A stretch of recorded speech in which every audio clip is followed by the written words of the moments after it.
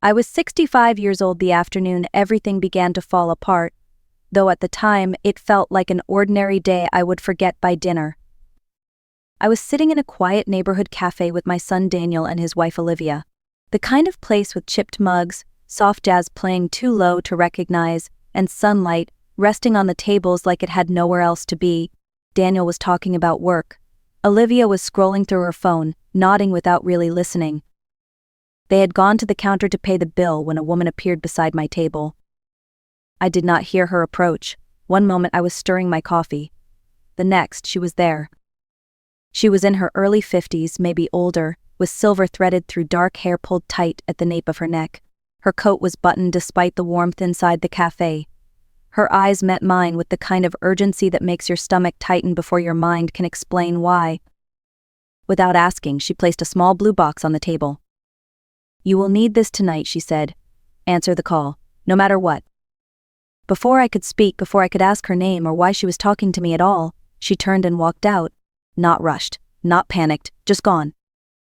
I slipped the box into my handbag just as Daniel and Olivia returned. I did not open it until I was home, standing alone in my kitchen with the door locked behind me. Inside the box was a phone. My husband Richard's phone. The same phone the police told me had vanished with him. The same phone I had mourned almost as much as the man himself. Richard Carter had been dead for 11 months. And his phone was ringing in my hands. Before that afternoon, I was just a widow trying to learn how to exist in a world that had quietly decided I was fragile. Richard and I had been married for 42 years. We raised our son on a piece of land that asked a lot of us and gave just enough back to make it worth it. When Richard disappeared, people said the usual things. At least he did not suffer. At least you had many good years. At least you are not alone. What they did not say was that losing a husband at my age does not make you invisible. It makes you manageable. After the funeral, after the empty coffin was lowered into the ground, people stopped asking what I wanted. They started telling me what was best for me. My doctor spoke slower. My neighbors checked in more often. And my son Daniel began to worry in ways that felt less like concern and more like supervision. Daniel started coming by without calling. Olivia organized my paperwork when I had not asked her to. They talked about safety, about responsibility, about how much space I really needed at my age. "You should think about simplifying," Olivia said once, smiling the way people do when they believe they are being kind. "A smaller place, something easier to manage." They never said the word burden, but it hovered in the room anyway. I learned to smile and nod. I learned to let them talk. Because when you push back too hard, people stop listening. And when you push back too late, people decide for you. What no one realized was that before I was a widow, before I was a mother, before I was 65 years old, I was a woman who had spent decades making hard decisions quietly. And I was about to remember exactly how to do that. That night, the house felt different. It was the same kitchen I had cooked in for decades, the same table Richard and I had argued over and laughed around, but something in the air felt tight, unsettled. I placed the blue box on the table and stared at it longer than I cared to admit, as if looking away might make it disappear. Inside was Richard's phone. I turned it over in my hands, tracing the worn edges of the case, the small crack near the corner from the day he dropped it fixing the porch light. The police had told me it was lost forever, sunk with him, gone. Yet when I pressed the power button, the screen lit up. The battery was full. The clock on the stove read 6:42 p.m. The woman's words echoed in my head. "You will need this tonight. Answer the call." I tried to distract myself. I made tea and forgot to drink it. I checked the locks twice. I sat down, stood up, paced, then sat again. Every sound felt louder than it should have been. At 11:14 p.m. I was standing in the kitchen, watching the second hand on the wall clock move. At 11:15 the phone rang. The sound cut through the silence like a blade, not a modern ringtone, Richard's old one. The song he refused to change because he said it reminded him of being young. My hands shook so badly I almost dropped the phone. Unknown caller. It rang again. I answered on the third ring. "Hello," I said, and my voice did not sound like my own. There was breathing on the other end, slow, controlled, familiar. Then the voice spoke. Suzanne. It was distorted, filtered, but unmistakable. It sounded like my husband. Do not trust Daniel, do not trust Olivia, do not trust the police. My heart began to pound so hard I thought I might pass out. Your life is in danger, the voice said. I opened my mouth to ask a question, to say his name, to beg for an explanation. The line went dead. I stood there long after the call ended, the phone pressed to my ear, my legs weak beneath me. Richard had been gone for 11 months. Buried without a body. And somehow, impossibly, he had just warned me that the people closest to me were not safe. The next morning, Daniel arrived without calling. I knew it was him before I opened the door. There was a particular rhythm to the way he knocked, firm but careful, like he was trying not to seem impatient. He was holding 2 coffees, the expensive kind he never bought unless he wanted something. I invited him in. We sat at the kitchen table where Richard used to read the paper every morning. Mom, Daniel said, wrapping his hands around his cup, we need to talk. Those words used to mean advice, now they sounded like a decision already made. He told me he was worried, about me being alone, about the land, about the cost of maintaining the property. He talked about winter storms, about repairs, about taxes. Everything he said made sense on the surface. Then he mentioned selling. Not directly, not at first, just a suggestion, a conversation, a possibility. There are developers looking in the area, he said carefully. Serious offers, you could be comfortable. Secure, you would not have to worry anymore. I told him I was not selling. His jaw tightened, just for a second. Olivia thinks you are being emotional, he said. She worries you are holding on because of Dad. That was the moment something shifted. They were not asking, they were preparing. Over the next few days, the pressure became constant. Olivia started sending me articles about downsizing. Daniel talked about legal options I did not ask about. They mentioned guardianship once, casually, like it was just another form of support families used when things became difficult. They spoke to me like I was fragile glass, like I could not be trusted with my own life. But what unsettled me most was not what they said. It was how urgently they said it. They wanted me out of the house, off the land, and they wanted it soon. That night, I lay awake listening to the old house settle around me, Richard's warning repeating in my head.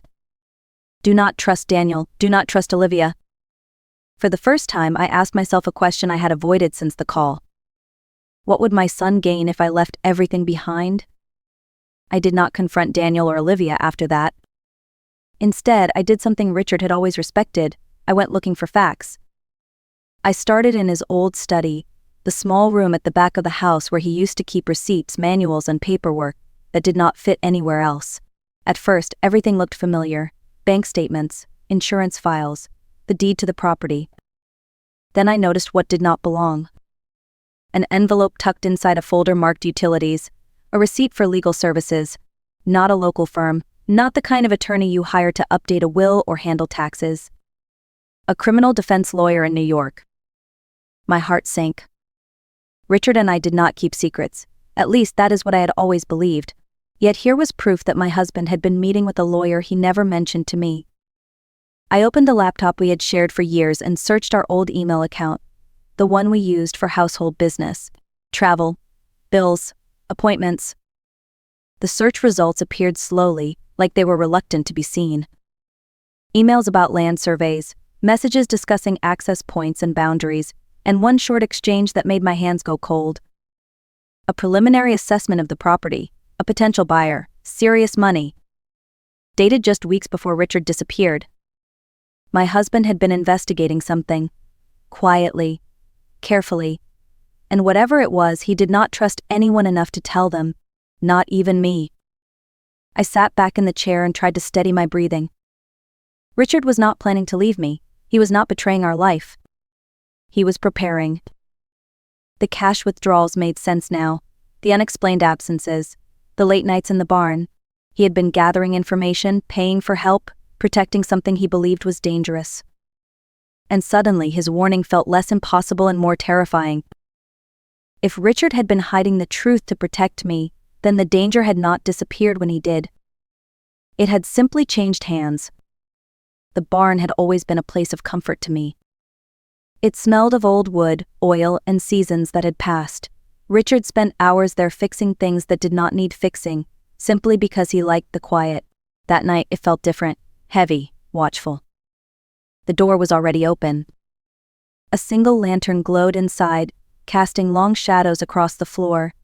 And standing near Richard's old workbench was a man I had never seen before. He raised his hand slowly when he saw me, calm, measured. "My name is Ryan Cole," he said, "Federal Bureau of Investigation." I did not answer. I did not step closer either.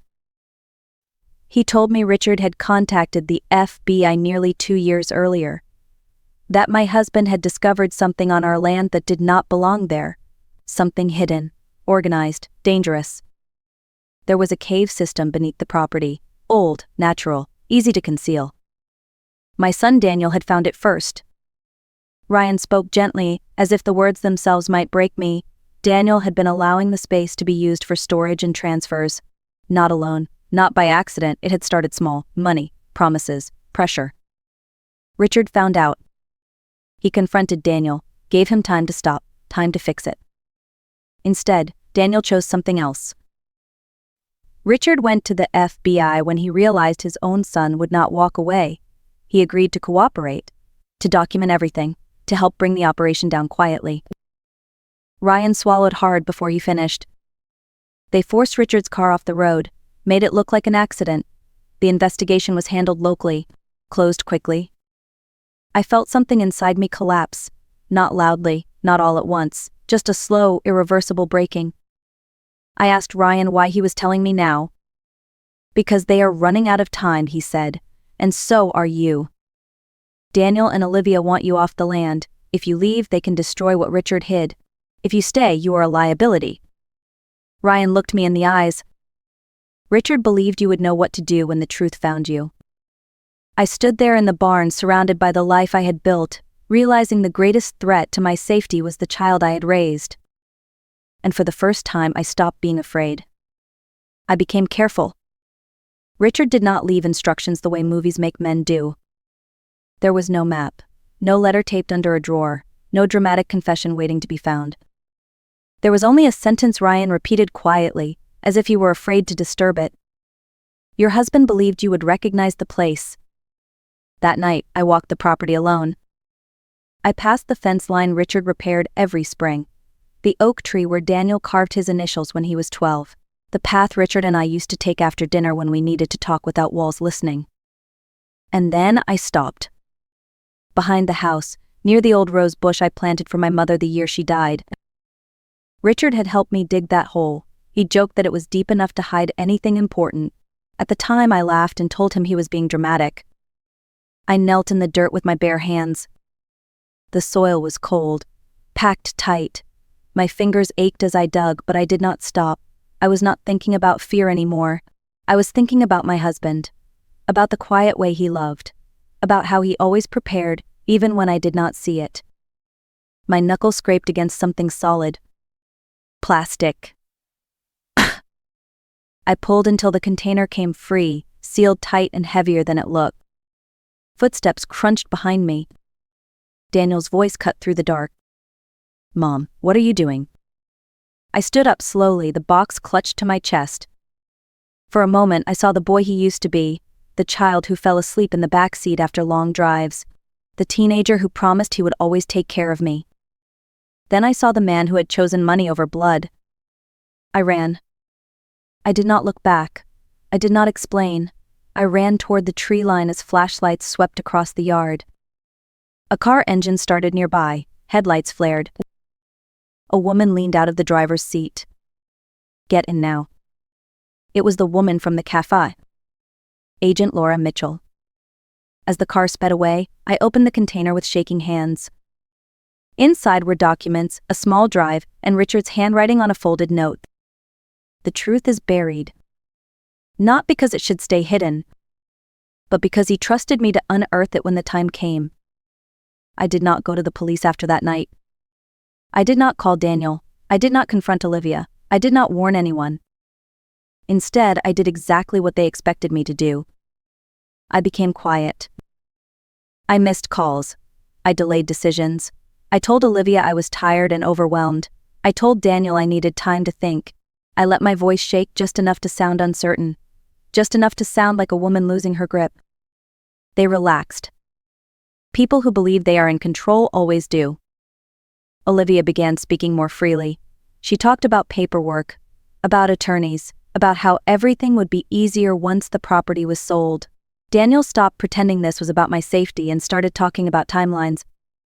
They believed I was cornered.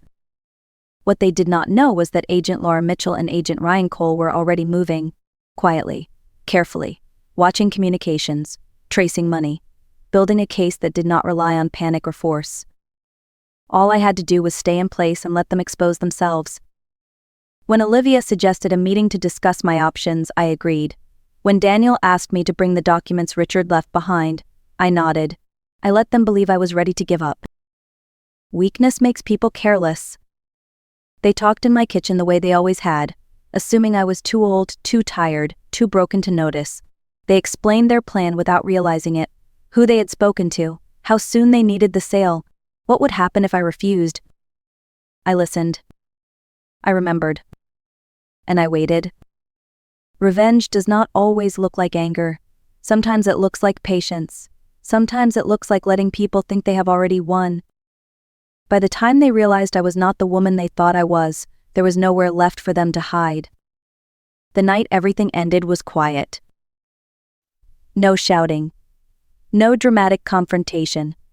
Just the sound of cars pulling into the driveway one by one, their headlights cutting through the dark like lines being drawn under a long sentence. Daniel was sitting at the kitchen table when it happened. His hands were clasped together so tightly his knuckles had turned white. Olivia stood near the counter, phone in hand, still trying to control the situation even as it slipped away from her. Federal agents entered first, calm, direct, uninterested in explanations. Daniel looked at me then. Really looked at me, not as a responsibility or an obstacle, but as his mother. "Mom," he said softly, "I never meant for it to go this far." I did not raise my voice. I did not accuse him. I did not ask why. I told him the truth. "You made a choice, and so did I." Olivia tried to speak, to negotiate, to argue procedure and rights and misunderstandings. No one listened. People stop listening when the truth arrives with evidence behind it. Detective Nolan was arrested next. His face went gray as he realized there would be no quiet exit for him. No paperwork to hide behind. No badge to protect him. Daniel was led outside in handcuffs. He did not fight. He did not look back. I stood in the doorway and watched until the car disappeared down the road. Justice did not feel satisfying. It felt heavy. It felt like something had been taken from me permanently, and something else had been returned just in time. When the house was empty again, I sat at the kitchen table and placed my hands flat on the wood. The land was still mine. The truth was no longer buried. And for the first time since Richard disappeared, I could breathe without fear sitting in my chest. I stayed in the house that night. I did not pack a bag. I did not call anyone. I made a cup of tea and sat at the kitchen table until morning light crept in through the window, touching the same walls Richard and I had painted together years ago. By sunrise, everything had changed. The land was safe. The truth was in the hands of people who knew what to do with it, and the quiet pressure that had wrapped itself around my life for months was finally gone. In the weeks that followed, people asked me how I felt. Relieved, angry, broken, strong. The truth was simpler than that. I felt awake. At 65, I learned that strength is not about confrontation or volume. It is about clarity, about knowing when something is wrong and refusing to look away just to keep the peace. I learned that love does not excuse harm, that family does not mean silence, and that protecting yourself is not betrayal even when the people you protect yourself from share your blood. I kept the land. Not because it was valuable, but because it was honest. It held the truth of my life, my marriage, my mistakes, and my courage. I chose to rebuild it slowly, carefully, on my own terms. Richard once told me that the hardest kind of bravery is quiet, the kind no one applauds, the kind that simply keeps going. He was right. If you are watching this and something in your life feels wrong, trust that feeling. Ask the questions, set the boundary, take your time, but do not surrender your voice. And if you believe it is never too late to stand up for yourself, like this video. Share it with someone who needs it.